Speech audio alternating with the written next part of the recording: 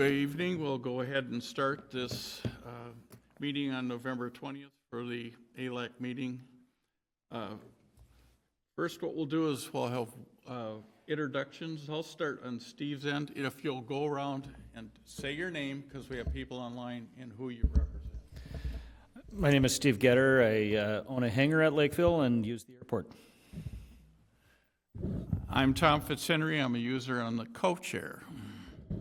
Tina Goodroad, City of Lakeville. And I'm Pat Moynihan. I'm a tenant at the airport, and I keep my aircraft there. Krista Jack, Lakeville Chamber of Commerce. Okay, and can we have who's online, please?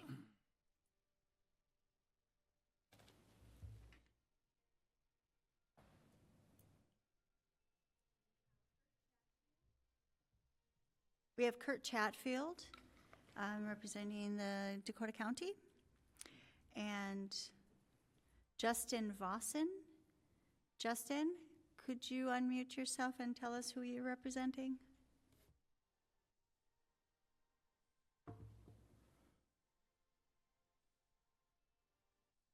Nope. We have Michelle Ross. Michelle, do you want to introduce yourself?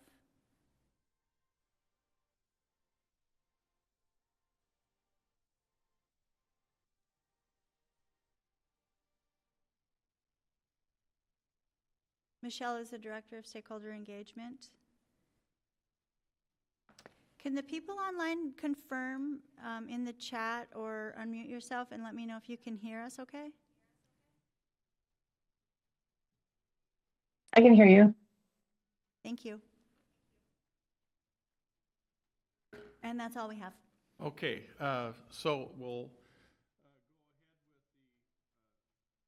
with the agenda discussion. Anybody want to make suggestions or changes to the agenda?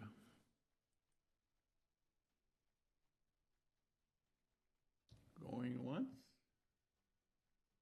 Going twice? Gone. Okay. Then we have consent items. For the minutes, we're going to have to table it because we do not have a quorum, correct? Correct. Okay. So we'll table that till the next meeting. Then, do we need action on aircraft noise complaints, or can we just discuss that?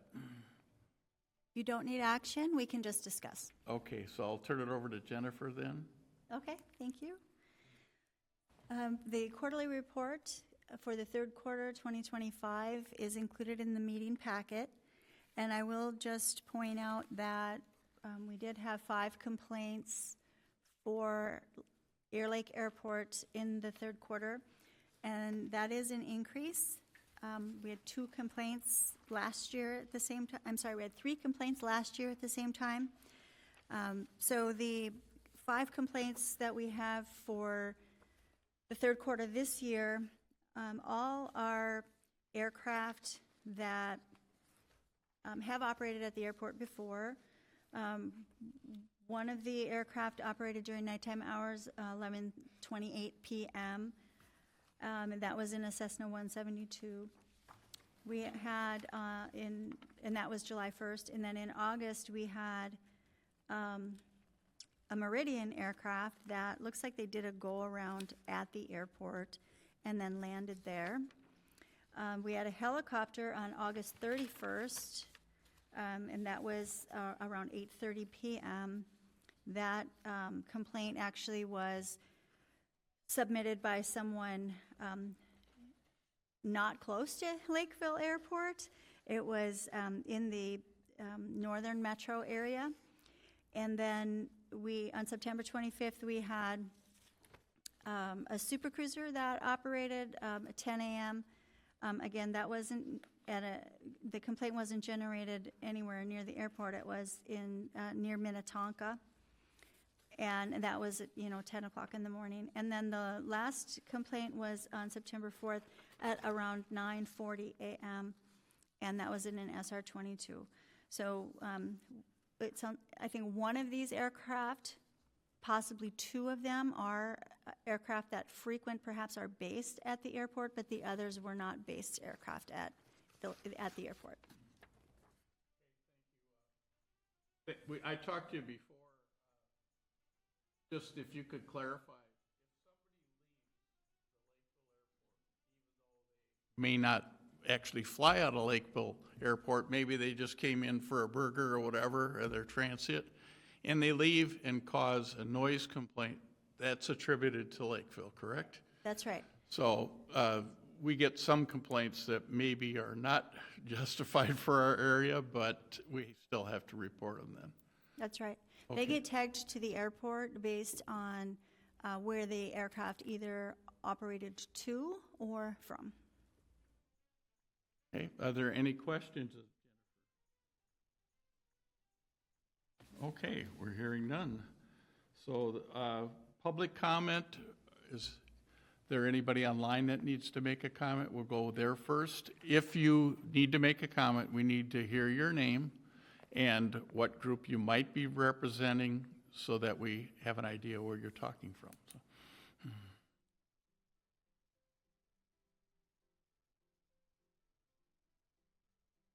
I'm seeing no one. Okay, how about in the audience? No? Okay. It's free. Okay, so we're done with public comments, and then we'll go ahead to business items. I'll first turn it over to Tina Goodroad, and she may talk about the franchise fee. Yeah, thank you. I don't have any new information. I checked in with Justin Miller, our city administrator. He had sent out an email to all of you on Tuesday, October 28th. He was able to get a list of all of the addresses for the hangars that Xcel Energy needed to review the request for consideration of the meter designations regarding the franchise fee. They have that now. The Xcel Energy folks accepted that and is trying to determine if a rate classification change is warranted. So we have not heard, I checked, Justin hasn't gotten any further information back yet. But as soon as we do, that will be shared with the group. Jennifer?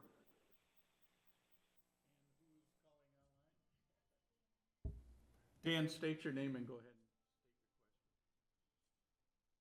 Dan Wolbert, airport user. Go ahead, Dan. Yeah, can you hear me? Yes, we can Dan hear you. Wolbert, airport user. Yep, go ahead. Okay, Dan Wolbert, airport user.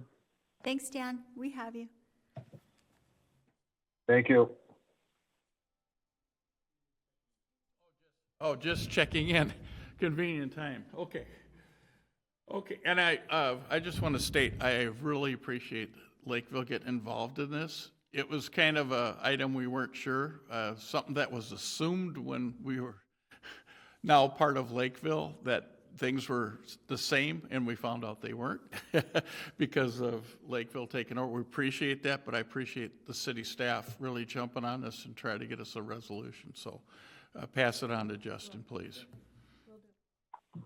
Okay, next is the roadway update, and it's either Ryan or Sam, whoever wants to grab that. Ryan will take it. Thank you, Chair. Good afternoon, Commission members. Again, Ryan Anderson, Manager of Community Relations for the MAC. Regarding the roadway, we've made some great progress since we've last met. We most notably cleared a major hurdle with the FAA, and we were able to decouple the road from any federal review requirement. So that frees us up to move forward, which we have, and we've met with, as recent of this week, with city, township, and county staff to make sure our plans are aligned, and we're continuing the design and environmental review process for that, and our goal is still to pave the road by next year, pending any changes that we'll bring to you immediately if that timeline changes. But that roadway again is going to be fully funded by the MAC to be paved, and our hope is that we'll get that done next year.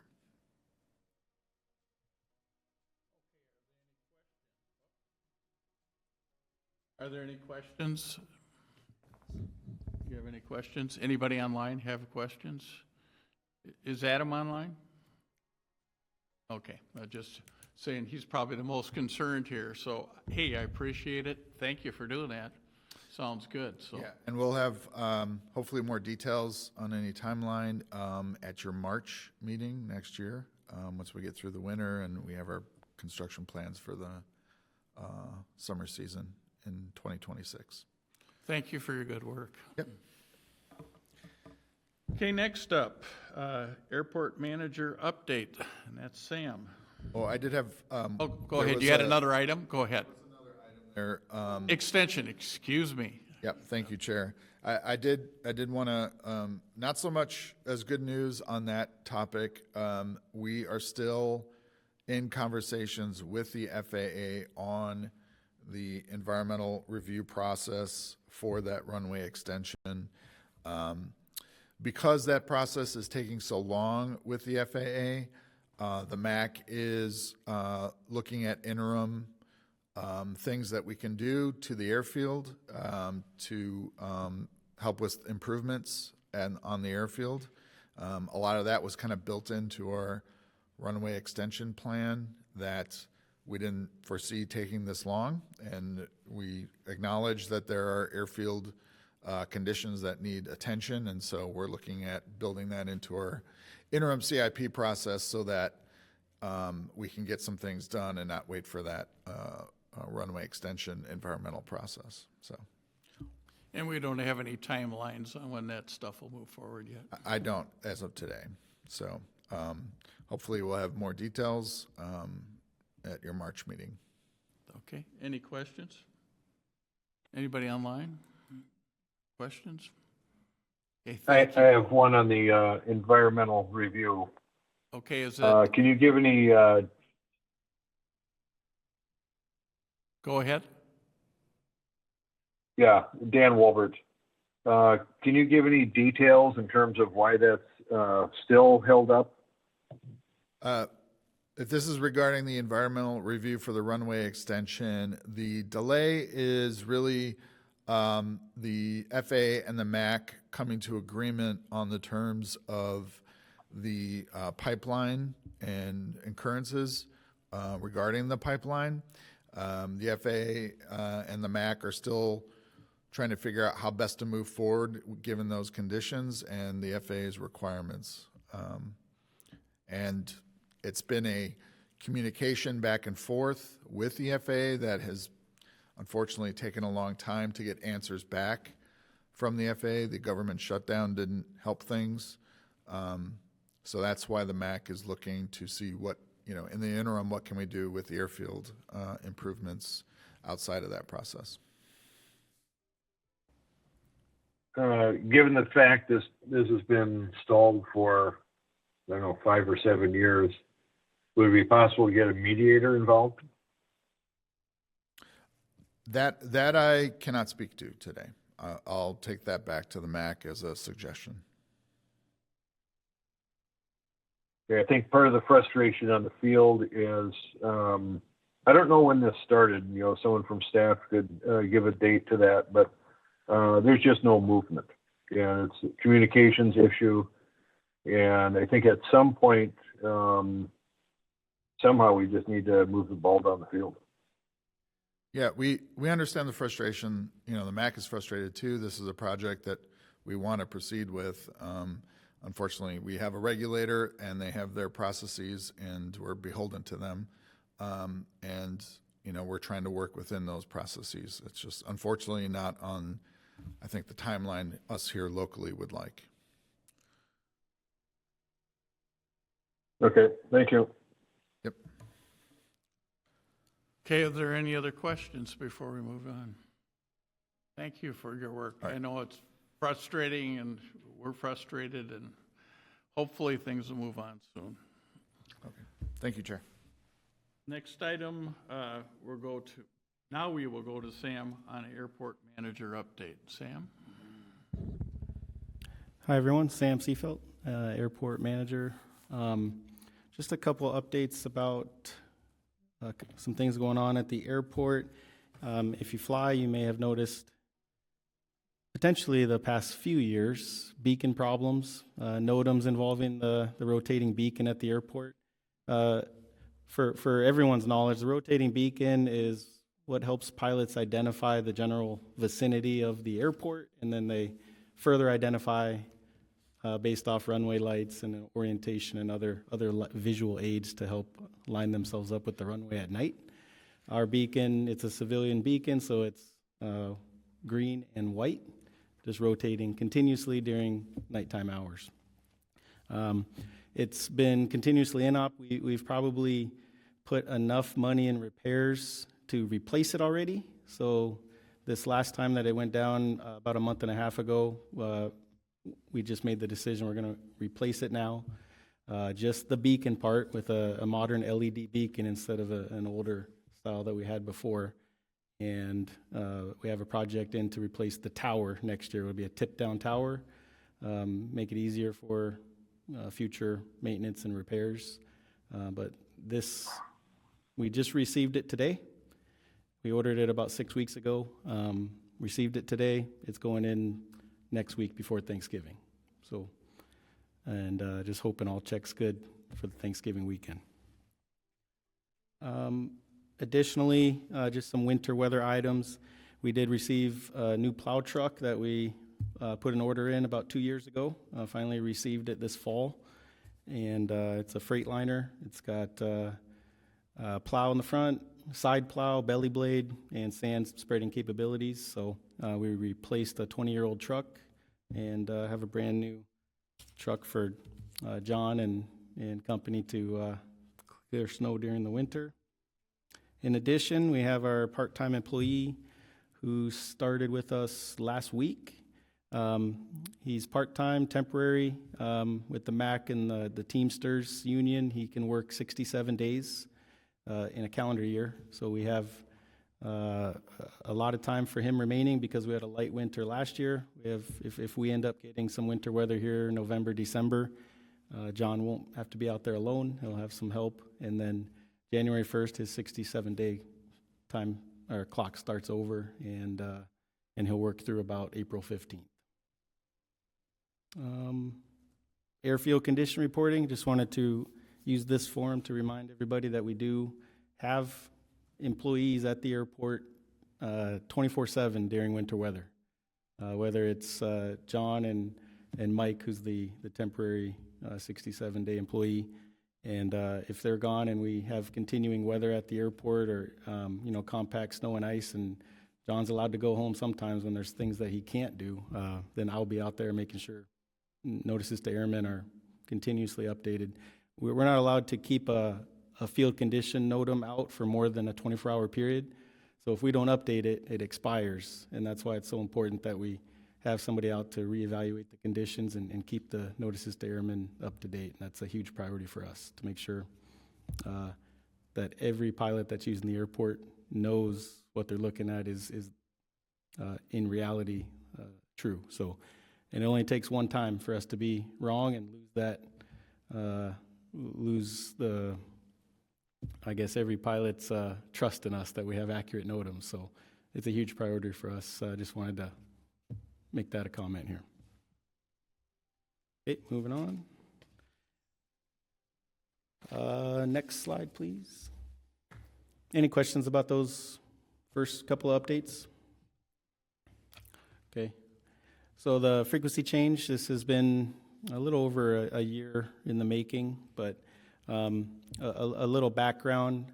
We're currently on 123.0, which, as a reminder for everybody, we share with New Ulm, Albert Lee, Redwood Falls, Princeton, and then some others that we hear like Mason City and Alexandria, which during times of stormy weather, we do hear those sometimes, but because of atmospheric conditions. But the ALAC came to us with a recommendation. We agreed that a change should be made.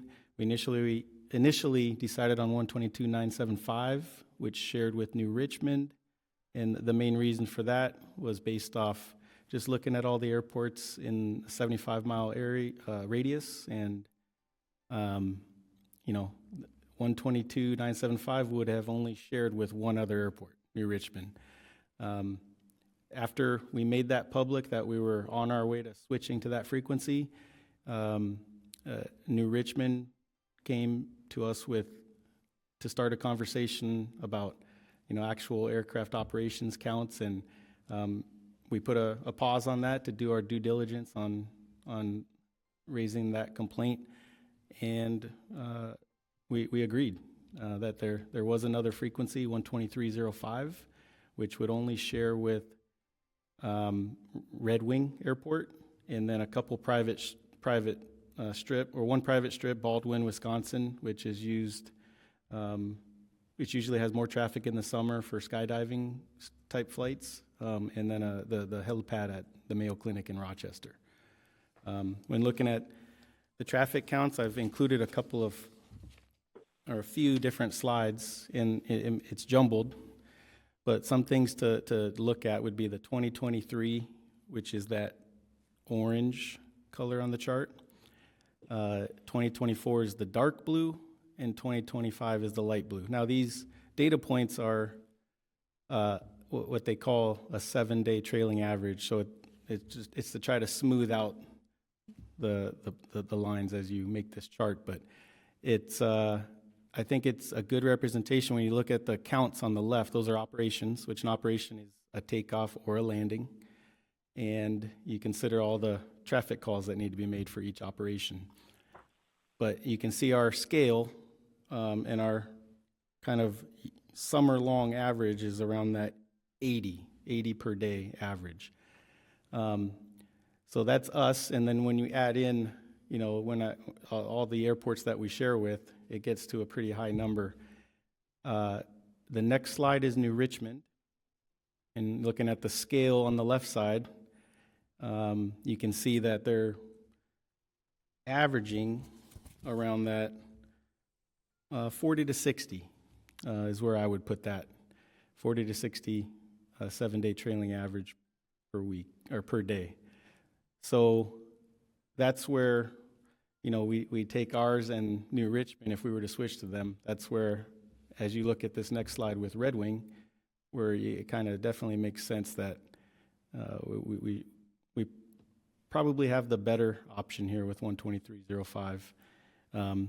Now there's data I wasn't able to pull up on here, which was the Mayo Clinic and Baldwin, Wisconsin. Those are both private landings, helipad and a private airstrip, but they're also a little bit further away than Red Wing, so I think any additional counts there would be negligible. But this is the reasoning for the 123.05. It's currently in process with the FCC. Next slide, please. Do I have a next slide? I don't. Oh, go back to the original one, sorry. So the chart supplement cycle there, to interpret that. In order to be in for the active chart supplement update that would come out on January 22nd, we'd have to receive our FCC approval by December 9th in order to meet the December 10th deadline for submission to change the chart. And those are 56-day cycles. If we get beyond December 9th, then we'd have to target submitting by February 3rd for a March 19th chart cycle update. So those are our current dates. And I don't like that it took this long, but I do prefer doing this change during the winter or, you know, early spring before it gets too busy, just to make this change and not have 100+ operations and possibly some of those squeaking by without knowing the frequency change, because everybody's got 123 memorized. So any questions on that? I got one as soon as Yeah, it they didn't had the work. same problem. So now I'm live. How are we going to advertise this? Are we going to put something like on the AWAS, or are we going to maybe put signs out when people taxi out saying new frequency this date, so they can kind of change everything in their programs? Because a lot of radios now, the Garmin's we use, you put in and they're going to have an old database. So you put in like LVN, KLVN, it's going to come back to 123.0. I know you can't do anything about that, but I'm thinking, how do we, tell them that, okay, put these signs out in the AWAS? Yeah, basically, when we went through this process at Lake Elmo last year, everything you can think of as a means of communicating this to the pilots, we're going to do. Newsletter, signage, signage at the entryways of the airport. I don't think I'll be able to put signage out in the taxiways, but we have the automated weather. We can put a message at the end of that. So everybody that is being prudent and gets the weather before arriving in and taking off, they should hear that verbal message. It won't be my voice, it'll be one of the employees at State Aeronautics, but everything you can think of. We'll have a NOTAM published for that month as well, a notice to airmen for everybody that checks NOTAMs. Okay, and then you're going to remember to change the lights so we can change them too? Right. There's actually, through FAA Technical Operations Division, they have to order new cards for the pilot-controlled lighting system in the electrical vault to make sure that it's actually keying in the right frequency. Okay, sounds like you're getting it covered. Any questions of Sam on the frequency? Do you have any guess which one of these cycles it might hit? I'm assuming it's been submitted for at this point? Yeah, with so the FCC? it's last time we got ours through and approved in the time frame to meet the beginning of December. This time, the only thing different is we did have a government shutdown, which could have backlogged them. But yeah, as soon as we have word from them, we'll make the change with the FAA and get in. So that's why I put both dates up there.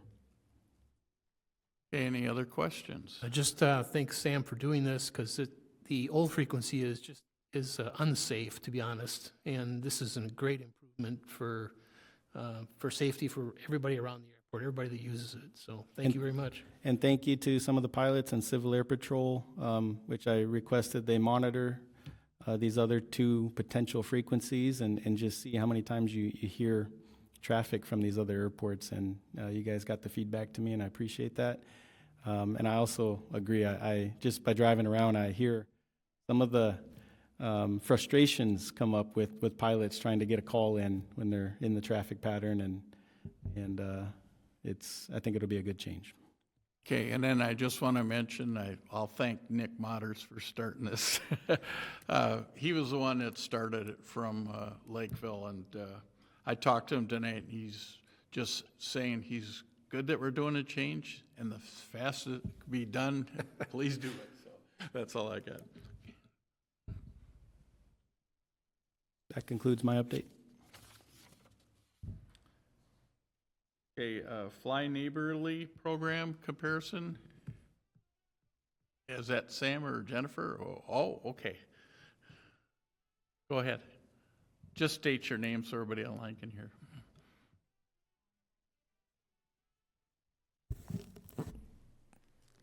Good evening, everyone. I'm Sai Laku. I'm the Community Relations Intern at the MAC. Today I'll be sharing an overview of Airlake Airport, noise abatement initiatives, and how they compare with the other general aviation airports across the United States. Overview is noise abatement programs are a set of recommended practices that are prepared in recognition for the need to make the environment around the airport and community surrounding the airport as neighborly as possible, and the goal is to reduce the impact of the aircraft noise experienced by the residents near the airports. The Federal Aviation Administration generally prevents public airports from imposing mandatory restrictions on flight path, limiting hours of operation, and discriminating against aircraft access unless rare and exceptional circumstances. Therefore, all the measures can only be voluntary. That means all of Airlake's noise abatement programs are voluntary.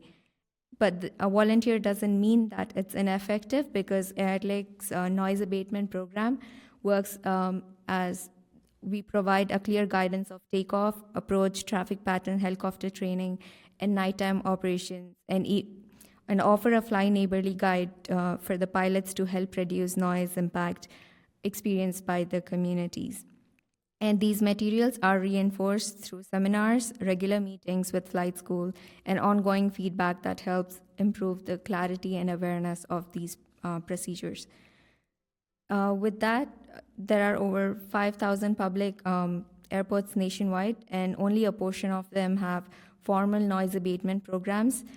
To better understand how Airlake fits on the broader spectrum, we have studied 15 general aviation airports across the United States, focusing on airports that are similar to Airlake, and compared their noise abatement program procedures, outreach strategies, and complaint system to help us benchmark our efforts and align how we practice with the other airports.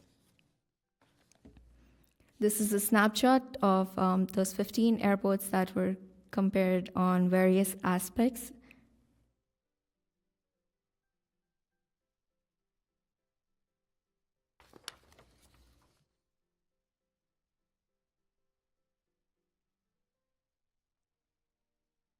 And here is a snapshot of what I found. The table compares Airlake with other airports and the resources that we have at the Airlake. We do have a noise complaint system that's available 24 hours. We have a phone line, online form, and email. We have a former airport advisory board. That's the Airlake Airport Advisory Board. We provide Fly Neighborly and noise abatement best practices for our pilots as resources. We do have MACNOM's flight tracker, and our preferred runway is 30. We have takeoff, approach, traffic pattern, maintenance, run-up locations, helicopter training, and nighttime operations. And we have right traffic pattern, and we try to avoid flying over residential areas as our recommended practices, and volunteer hours from 10 p.m. to 7 a.m. local, and training from 12 to 7 a.m. local.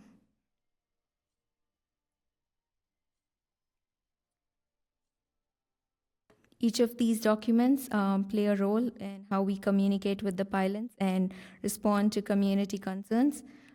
We have a Fly Neighborly guide, noise abatement best practices, a QR code that takes to the Fly Neighborly, and a snapshot of ForeFlight that showcases how our Fly Neighborly is available on the ForeFlight.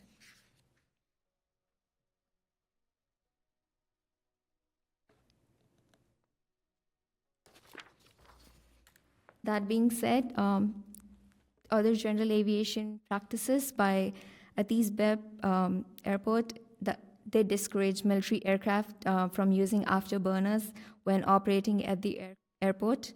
Given Airlake doesn't have many military operations,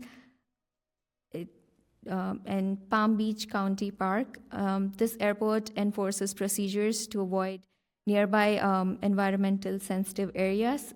And Airlake has a right traffic pattern for runway 12 to keep the flights over the fields that at the south side of the airport. Other one is Middle Georgia Regional Airport.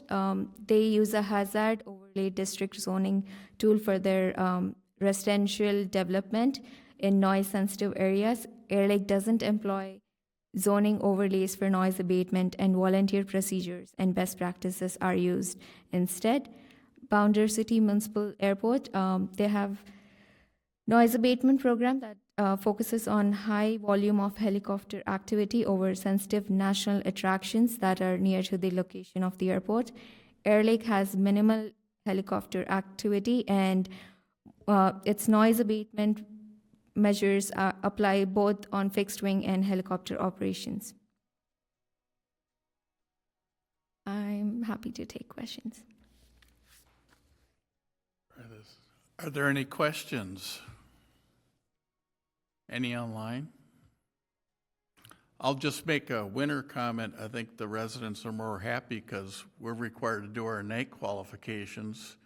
And in the summer, when it's close to 9 or 10 o'clock at night, it may be noisy, but now when it's 4:15, that they will sunsets and we're doing them at 5:15, we might interrupt their supper, but we're not making as much noise.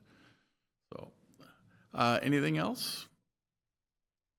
Okay, we'll go ahead and move on. Then the work plan, who's got that one?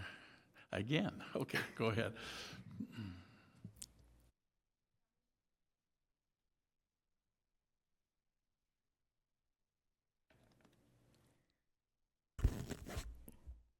Thank you, Chair. The Commission has met 4 times during the year of 2024. We have the dates available. The chairs were elected for airport, user, and communities. The work plan for the period of 2024 and 2025 was approved. We reviewed aircraft operations and noise complaints for the quarter 1 to third quarter for 2024. We received updates on noise abatement best practices and explored Fly Neighborly webpage enhancements, and received manager updates on aircraft operations, construction projects, rate increase, and environmental assessment status, as well as there were a few educational topics on value of the airport in the community, tour, and Environment 101, and received updates on community events that were featured.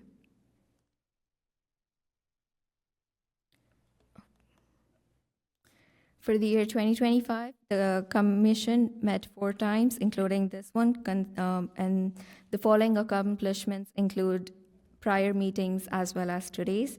Reviewed aircraft operations and noise complaints for the quarters, continued Airport 101 series on value of the airport in the community, Noise 101, overview of aircraft noise assessment process, received updates on Airlake frequency change, roadway improvements, and runway extension planning.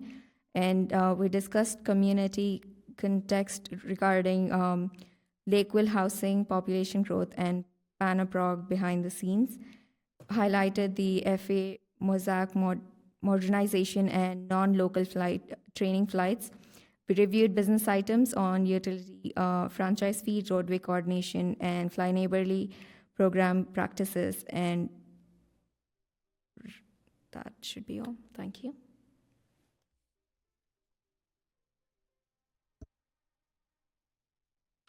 Okay, thank you very much. Just a question. Do we ever meet with the Lakeville board or whatever with all the development coming out? I don't know if she would know zoning, but do we have a zone around the airport that's not considered residential? Yes. The airport is in its own zoning district. It's called I-3 Industrial or Airlake or Airport Industrial District, and everything surrounding it within the city limits is industrial zoned. Outside of that, Eureka Township, they control their own zoning. Thanks for that.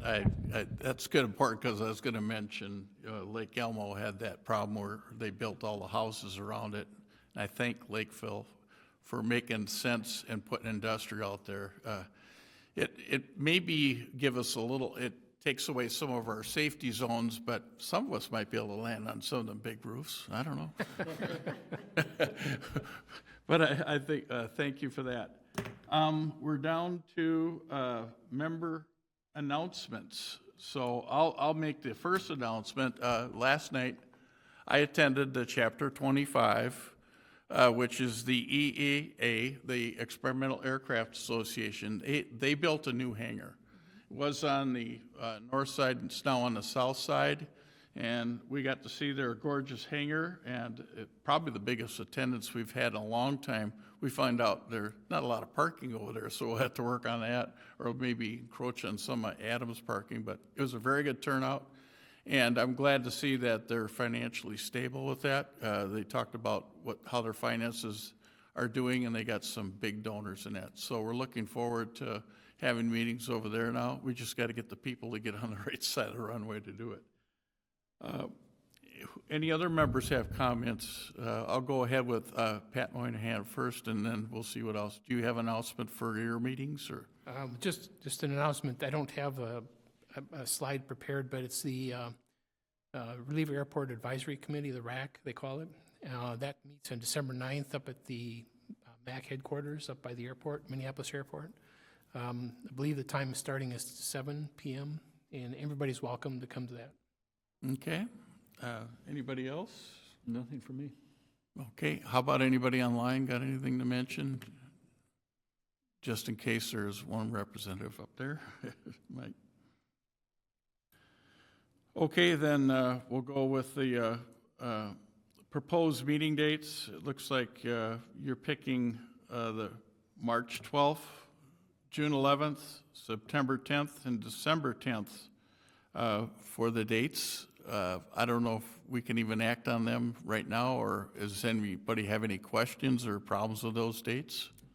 I can tell you December 10th is a conflict for me. Okay, Aside from that, okay. no comments. Anybody else online? Can you at least phone a friend and get in here on the phone, or? No, I won't be. It's the Whip Air Christmas Party, Oh. which we just got our holiday schedule for next year, so. Okay, so I guess from the membership, that looks good, if we can say that. And then we're going to have membership renewal, so be reelecting the board members. So those that wish to run, do we let Sam know, or are you going to put out a thing saying who wants to run for this? Or who wants to run away from this, either one? I think I have on my plate the pilot side in Chamber and FBO. So those are the people I'll be contacting. Okay, so we need to get the other side to let us know if their people are still in there. I'm assuming the same people will be in place unless one of them wants to run for like the co-chair or whatever. I'll let you know now. If people wish me to, I'll stay on as co-chair for the users group, so make it easier for you. Any other discussion on that? I'll just make a note that I will be reaching out to the current membership and thanking everyone. We certainly appreciate all of your participation for the past 2 years. We do have a 2-year terms set up for this group, and so anyone that I reach out to, if they are interested in continuing on, that would be a good time to respond. Just reply that you are still interested. But we are going to be looking for membership renewals for all of the communities around the table. And then, like Sam said, he will be soliciting the airport user side, because this group does have to have a balance. We want to have the same number of community representatives as we have for airport user representatives. And that is just the way we're going to move forward. So communication from me will start in December. If you all can go, look at your calendar to see if these dates work for you, and let me know, if you are interested in continuing on. I would love to finalize the roster and memberships by January 31st.